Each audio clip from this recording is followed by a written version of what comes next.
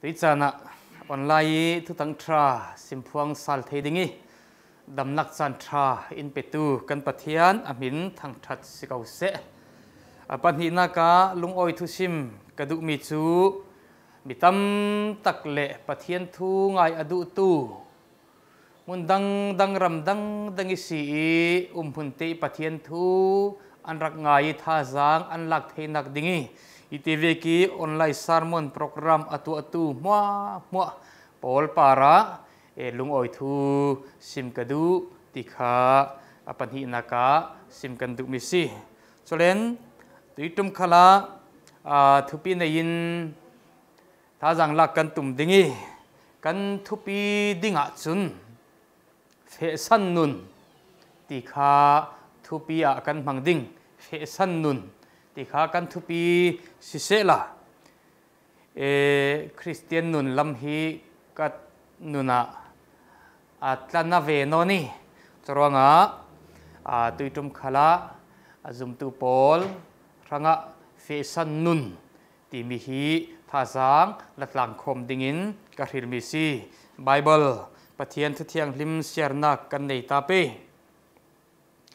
Hebrew chakwat bung hlei khat changkul hluan li changkul hluan nga kan siar ding rinnakin Moses chun akim tika Faro farnu i fapati i ko ding chu a el relote sung sual nom nak cheni nakin pathian mi pol thon zon zai nak tuar a hril son pathianin athu kan siarmi atharin thlaswa in pek saksam se amen fe san nun tikha sidingi etui chana ni tini kan Christian nun asilole kan changvai dan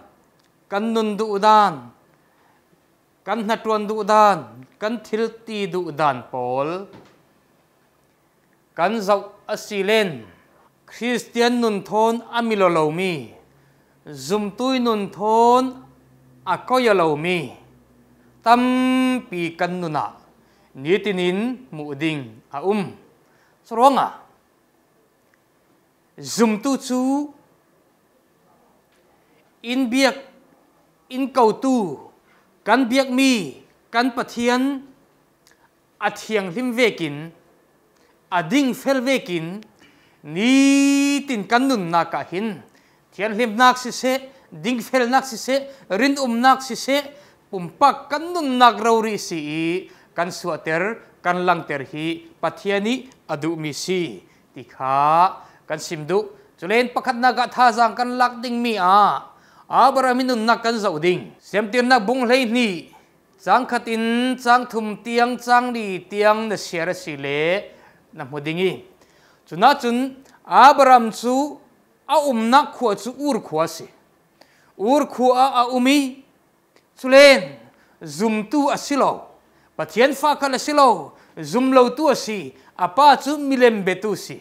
an insung chu milemina khat yok tu ina khat kan ti khale kan sim sol loading chutivek insung sangi athang lian mi le chutivek insung sangi a ummi Abraham si sikhal sela Abraham chu pathianin afa sidingin amai mi phun sidingin pathianin Abraham ako tika Abraham kha pathiani ako ve te in pathian ne ni sin thu athei le adon bet mi chu ziang si kan ti le khon tlan sanding mi thu adong bet si anram apai in ami phun khabang pol kha pathianin tlan sanding khan afial chi Abraham boy pai ko nak o athei lana ur khuwa tlan san atullo aranga apai in tlan san atullo aranga anram tlan san atullo aranga sikhal se la pathiani minung le pathiani mi phun siding le pathian fa siding chun khabang pol mua kha atlan san the antul se Abrahamin boy pai ko nak o avon don veten ur khuwa atlan san mai apai inatlan san mai an ramatlan san mai a fe nak ding lam si na thailo pengziat ala thailo ke lam vor lam si thailo a fe nak lam si minung la min a thei chialo nan ziang ronga so Abraham chun boy pai ko nak veki apai in le an ram le ami phun chu atlan san mai kan ti sile Abrahamin ama kautu pathian a thei fiang tu anun nak ro in boy pai ko nak a thei feng tu ronga a fe nak ding thei chialo khal se la zum nakin a fe ngam mai se kha toy tin kan sim dingi chule thusut nak a thei mi chu ziang ronga so pathin Abraham chu ur khoi het zo mi chu mun a khwar het zo mi chu ziang ronga so pathin Abraham chu mun dangi fe tera tumi yeso ko swa thazang pakhate la kan du mi chu Abraham kha apai inisi ako suana asan chu ziang ha ti le khon pathianin Abraham kha pa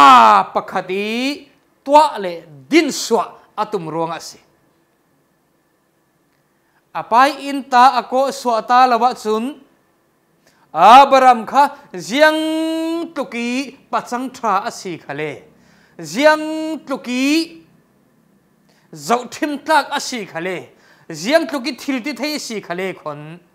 apai in aswa san lawa chun pa akim theilo pa din muna ading thailo ziang ronga amai tu na apa thu nei tu a lai turonga pathin Abraham kha pa din muni din ter adu i ronga apai inta arak ko so naksi timi hi tuisuna hazang lakandu apai ina ring khal sela ziang tukin thil dei khal sela ziang tukin chak khal sela atluni thunei tu apa a lai ronga Abraham kha pa ti ko anga lo churonga Abraham kha zau vek pau zum tu pau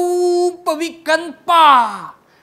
pa ti kan ko theinak dinga pathin apai inita arako so naksi pathian thang that se kau se churonga tuisun tuini tuichana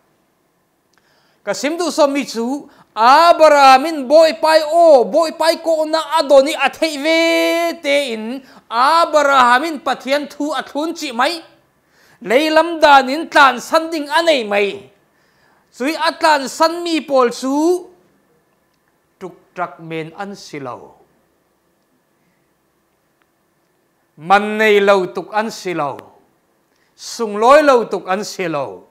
Abrahami atlan san mi pol kha leilam danin leitlun danin kan za asile tum tlang zet polan si Abrahami atlan san mi pol sa atum tlang zet tu sikhal se la soi tum tlang zet pol chu Abrahamin boy pai ko nak o athei nu chun zianga sian non lo atlan san mo mau mai churonga zum tuinun kan ti mi hi tlan san vi vo nun hau khosi a thiang him lo mi zo a moi lo mi a fel lo mi a thalo mi a bor lo mi ziang tin kim kha ji sui ruang logi tlan san ring nun si ti hi toi suna onlaya na pi in kasim du mi si zutama pakhat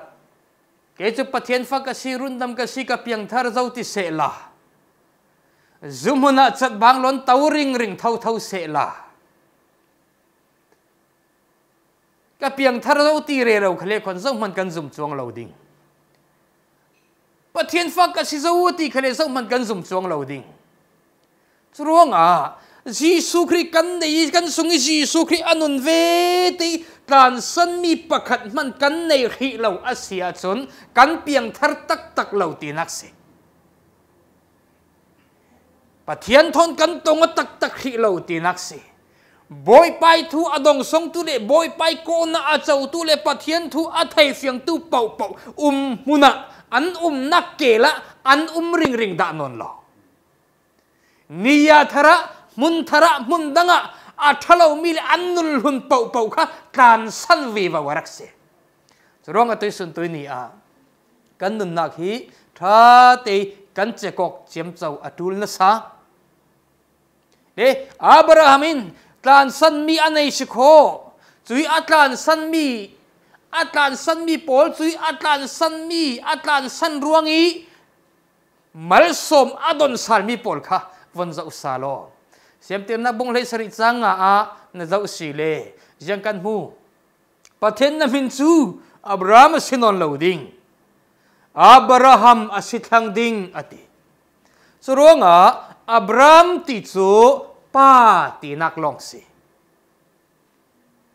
Abrahami boy pai thu athu ni boy pai thu ve ki ke akal thei ronga pathen Abraham khapa din mun long ret adu tok non lawi mitam taki pa achan thei nak dinga Abraham ti min an pek mi kha ama pathen amai du danin Abraham sinon lawin Abraham tia pathen amina thengsak Abraham ti mi chu mitam tuk pa ti naksi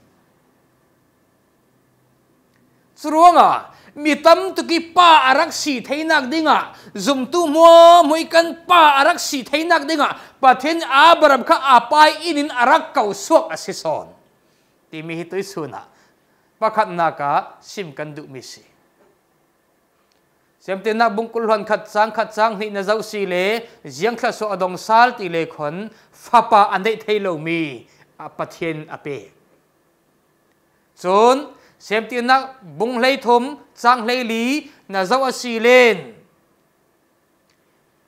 namiti atlin tok sak le thang ni suak ni tlak lak lam zavola na mu thei mi mo khwale ram hi nang male na chi tha por kalau pe zau ate chronga kan ngil lo ding sim kan du mi chu Abrahamin boy pai o adon thoktika mal som don nak o lama silo chemral nak o si sunral nak o si nei chia mo chem the nak o si Abraham nei chia mo chem the nak o adongi o adon vekin afe so ki ke akali afe sok naka boy pa in khoswa thar apek lala thau thau chronga ni tin zum tu nanun naka khan boy pai ronga athiang lo mi le zau amoi lo mi le abor lo mi kha tlan san de ravo na nei mi tiang in arem chang lo mi le athalo mi chu ji sui mer pen thei tu chu tlan san vi vo ka vo na tlan san lai chu na sung kau ding nan ale nui kha su aratung sal ding mi a sung loi thei tu khau kho pathian fa te kan si ni tin kan nun naka van chung ram kan thlem thri lo ruanga swal apun phun tong thei thlem nak apun phun tong thei kan si in khan sunga simo ram laka simo asile mundanga simo zau mani mu thei lo nang mun kan thleng vonti rem chut chau rem lua lo hal ding din huna kan ding zau man in mulo pam si zau man in phei chong na he koi ha vonti men ke tilavi mutu kan nei lo nan thei tu kan nei lo nan zau tu kan nei lo nan boy pai ru khai sual tum tak kan kan san kha von tlan san lai chun ahar thua khau ko nan kan tlan san nga nui kan dum na ki arak heng mi chu lung oi nangam nak long long asi churonga ni tin nan nun naka sual thil thalo na tlan san de ro asi le khon na tlan san hui nan nun ara theng ding mi chu lung oi nangam nakin na khat ding ding theu ding chu sual tlan san a lok nak se apan hi naka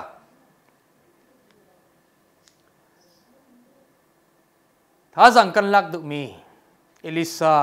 siang parang ukhat na bungkul changkul hon khat na zau sile na poding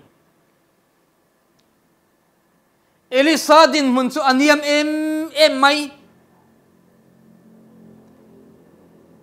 leitlun da nin kan sima si le lo thau pa si leilet pa ro ri si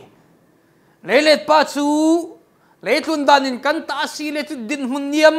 tuka ading mi kan si na tuan ni pon thon kan thua mok le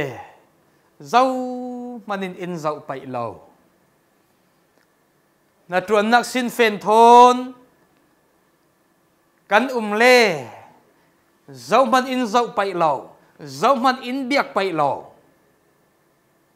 cho rong à lâu thâu pa ti mi lệ lết pa ti mi chu cắn din mun hi arak niam lo hi si sikhal se la ka sim du son mi chu ti ve ki Elisa din hun niam tu ki ding mi kha boy pa ati zai pathian thu te na umi swal nak a huat i ruanga pathian Elisa kha Bible ngan tu tianga atu asi pathian thang that se ko se chu ruanga Elisa ka adin mun leilam dan chun anyang em trong tu le tamasi trong tu le tama le let pa lo thau pa din mun ading nan boy pai thu te ke akal ngeu ngom i ruanga boy pan Bible ngan tu tianga atua pathianin Elisa ako tiga khan Elisa ka ai huwa hilaw pi ataw huwa hilaw natun lai rauri kha pathian la kause le let hu thau re raw lai leilet lai phang khắp pathian akavi boy pa khakhat ina khrio hi lấy ka let re ro lai phang ka phun lawa chun bu a phun lo phang si a phun i phang ka phun de ro lai i phang ka phun the ta lo chun tui kum e ding kan nei lo pi churonga khakhat rong irang na khrio Elisan atilo natun atul tuk nan athil ti ding atam tuk lai nan natuan lai mi api chang zet nan boy pai ko nak o anun naki athei nga ve te in natuan lai mi kha atan san top mai pathian thang that sikau se avalung oi ve kan sim du son mi chu Elisa in natuan lai rauri atlan sani afe san nan Elisa na atuan lawi natuan lai mi rauri atlan sani ruanga e ding rol nei lawi na umiril rongin athi ti Bible mu dinga umlaw jiang ronga so natuan mi atlan san siko yeso e ding nei lawi a umlaw yeso e ding rol anei thau kan tile ama kau tu pathen achom se tôi sun tôi ni Elisa itlan san minun kazawo ta men asilaw hau ko naraw pi tuk hau ko atlan san chutin naraw pi tuk atlan san ko nan leilam dan avasung omve kantinan asun na alang chuang law arak miat son asi churonga zum tu in ni tin kan na ki miat na kan rang mu na so leitun thila selawin pathian thua khin miat na kan rang moring ring ni tin na ke na kal na ka tan san tul na tan san ngam na ka tan ta tul min na tan ta ngam na ka hlon tul min na hlon ngam na ka boy pai sun loi na le boy pai thil ti theina nanun na ka alang vi vau ding churonga tui sun tui ni tui chana zum tui nun chu athalo mi tlan san re rau nun asi zaw amoi lo mi tlan san re rau nun asi apathum na ka kasim du salmi chu jiang asi ti lekhon Josephine naka Josephine nak kan mu theimi chu sem ti nak bung som thum pakwa chang lei ni na zo le na muding Pharaoh nu pi in ni tin alem ni tin athlem ra o kan it ding i pi o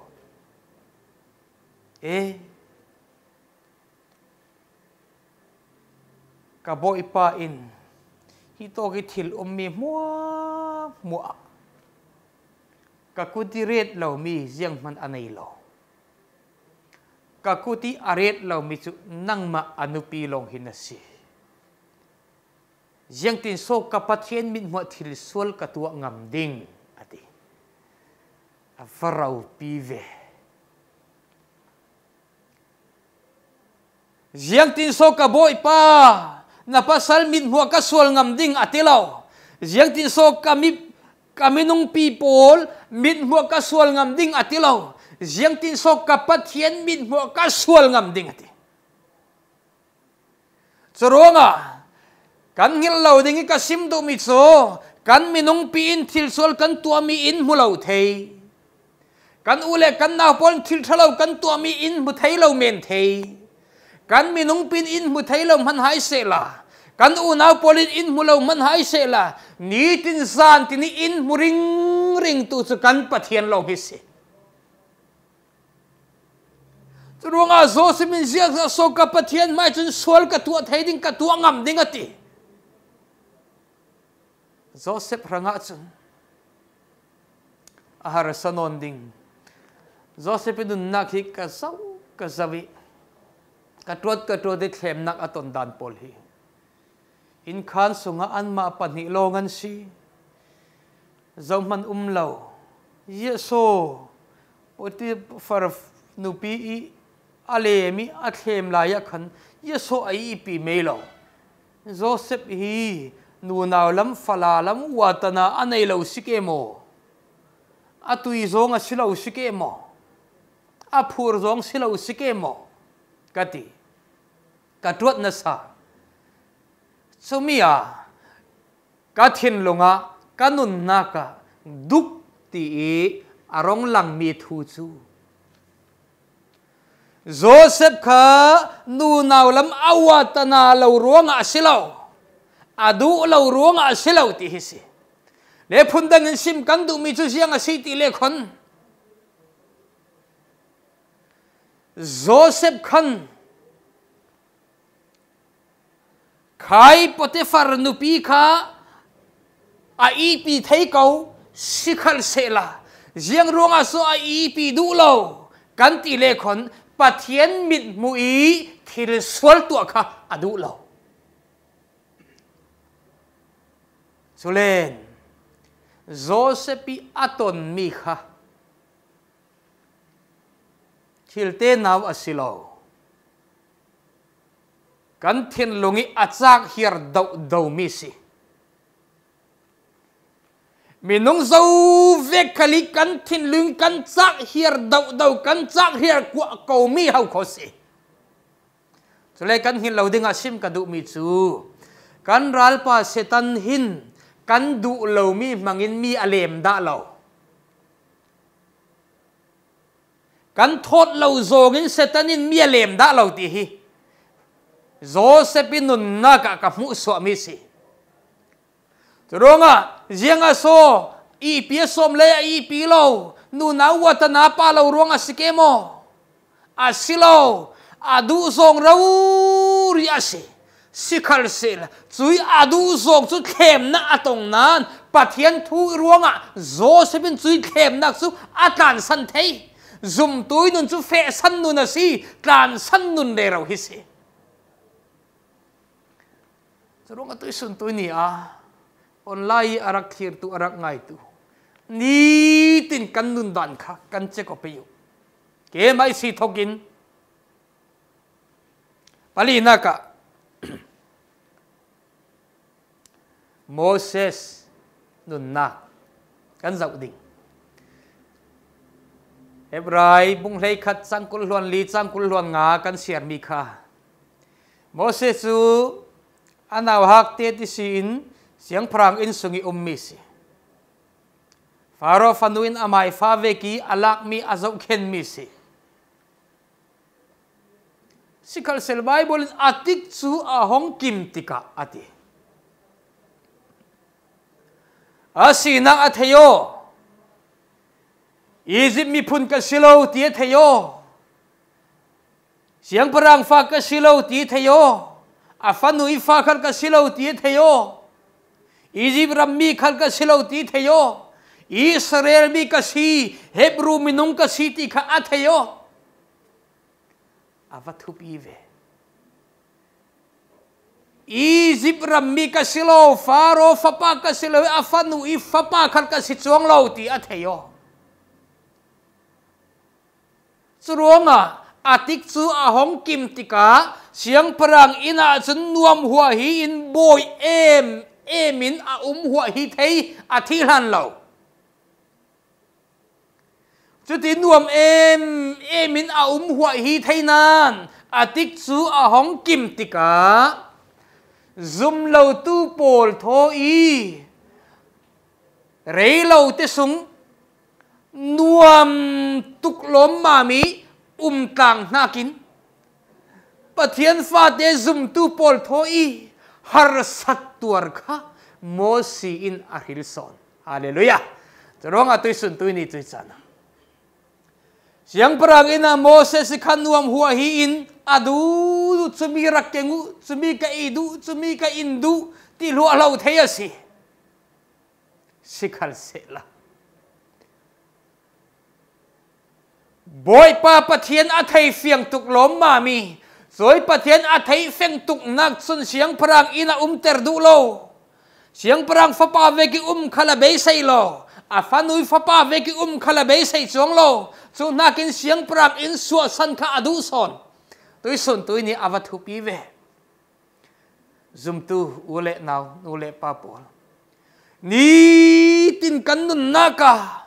pathian huat zong si nuam hua hawi re rau nakin boy pai lung oi zong asi photun har satuar hi zum tun kan khil ngam son ding asi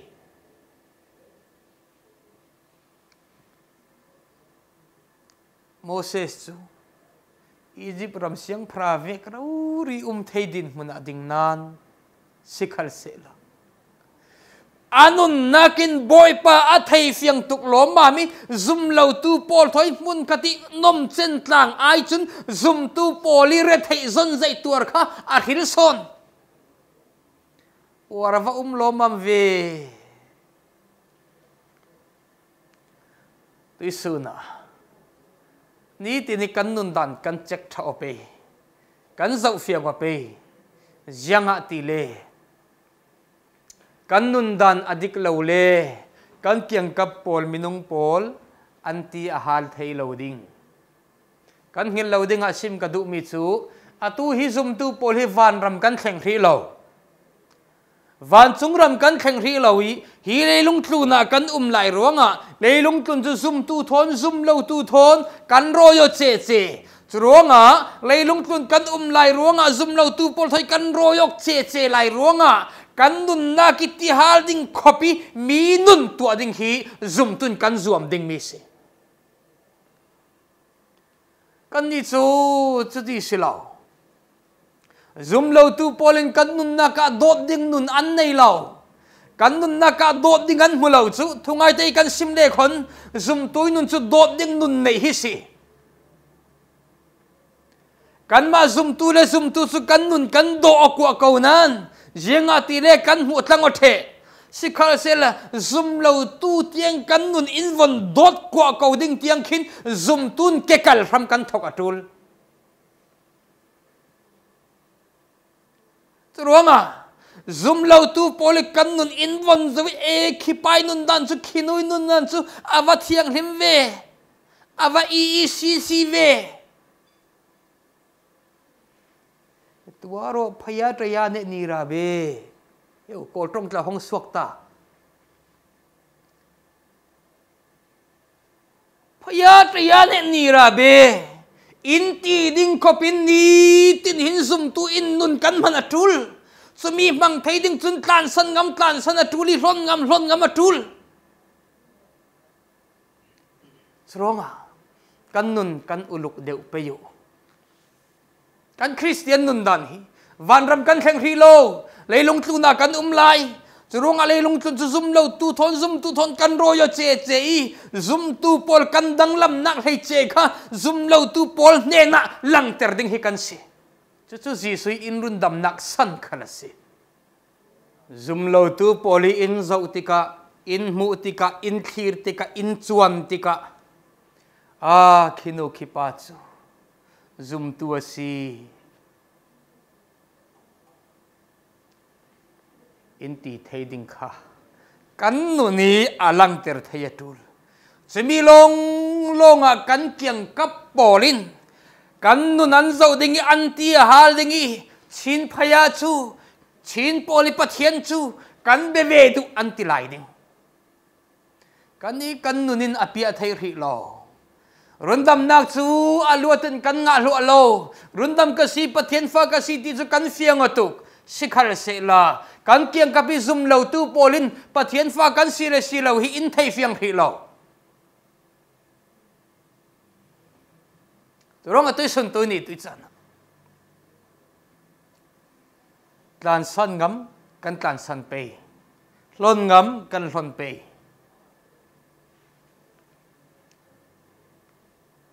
panganaka ngetabi ka Samaria nu naw nu kan boy pa Jisu Christ thoi antonok ve te in Jisu Christ Samaria nu naw nu in ni ke ma hi me sai arading mi leilung tlun sol na apur tu ding leilung tlun arun dam tu ding chu ke ma hi kasi kan boy pa Jisu Christ Samaria nu naw nu in aphuanok veten asimok veten khai Samaria nu khan tlan san mi anei ngal ho ko kan boy pa Jisu Christ ke ma hi leilung tlun run tam tu ding kasi ke mai me sai ara lai ding mi chu kasi ti kha nu naw nu in aphuanok hla na chun nu naw nun atibel atlan san da lo sikhal se kan boy pa Jisu Christ Samaria nu naw nu in aphuanoki ke ma hau ko me sai chu ara ding mi chu ke ma hau ko ti aphuanok vetin atibel atlan san vu vau mai khua sunga avaluti ran ni ku kasi nang mo asim phuang the thei tu khi me sai asimo ra zau ni ku ate Seruanga Jisu atong nga tu reng annun adang lam teng teng an du mi adang lam teng teng tha an ti mi adang lam teng teng an hoi her an umdan adang lam teng teng tlan san mi an nei teng teng fe san mi an nei teng teng zum tu fe san nun nei lo ti mi kha anga lo mi se atele atum athupi le thupi lo khachu kan zum ngami zir khan asiveding chronga ni tin kan nun na ka hin kan boy pa Jisu Christ long hi asun loi mitam tekin kan mai ruang ipathin an thang that theinak dinga fesan tur kan fesan ding tlan san tur kan tlan san ding kan tlan san le kan fesan lai chun kan fesan mi le kan tlan san mi kha kan nei non lo ding kan sung the ding kan ne na non lo ding sikhal se la kan tlan zum na ki kan tlan san ruangi le nui thasu arat heng lai ding mi hi asung loi tuk hau kho tlan san tur tlan san re rau nun anei tu pol chun dan thei fiang zet ding kan ni chu kan tlan sani kan pe suaki kan fe sani ne non lo ding ve ka kan ruato khavek ne non lo ding ve kan ruatok ruanga pek ka kan pe suak ngam lo tlan ta kan tlan san ngam lo sung chem tharau ri ding kan ruato Jengati le minung ruada ning kan ruat ruang ase sikhal se la abaraminun naki kan mu mi chu atlan san mi naki tha le moi le sung loi kha boy pan le nu thasu ape thau zum tui nun chu tlan san nun hau khosi ane tabi ka paruk naka kan tiding Luka bunga sang lei khat kha zavola jang kan mu thei ti le Peter le arwal people suran vori chui suran vorna ka Jisu Christ ava ve i khoro haravatwa ngatam tuk an o sule kan boy pa Jisu Christ thilati theidan Peter le arwal people le anvon moi Jisu Christ anvon ton nga vete in an long pol chu ti kapa an reti an ziang kim kha an tan tai an tlan sani Giêsu Christ an thun ti hallelujah churonga Peter le arwal pi polin Giêsu Christ an ton lana Giêsu Christ thoi an tonok lana an ziang kim an tlan san da lo an long an tlan san da lo an nu pian tlan san da lo an in an tlan san da lo Peter in ziang tin hati boy pa kan in kan nu pi kan in kan lo kan tlan san ni ziang ha kan mu ding Giêsu in pathian thu ruanga ke mai ruanga ain alawa tlan santu anu pia fale tlan santu chu leitun adam sung la la a thosu alet ni in amuding kum khonun nak thon leitun thosu alet ni busi kum khonun nak chau phon si avaman lave suruanga Peter le arwal pi polin ziang tim an raklan san thaina kha an that tuk ruanga selo an len tuk ruanga selo Giêsu an ton nga ruanga ho kho Giêsu kan voi pa an ton nga i ruanga ziang kim tlan san an ngam an tan hlua lo men Giêsu an thun hlua lo men Giêsu Christ an thun ruanga an fara the eding nei lewin an thi the ti mi khi mu dinga lo ruanga kan boy pa Giêsu in Luka bung lia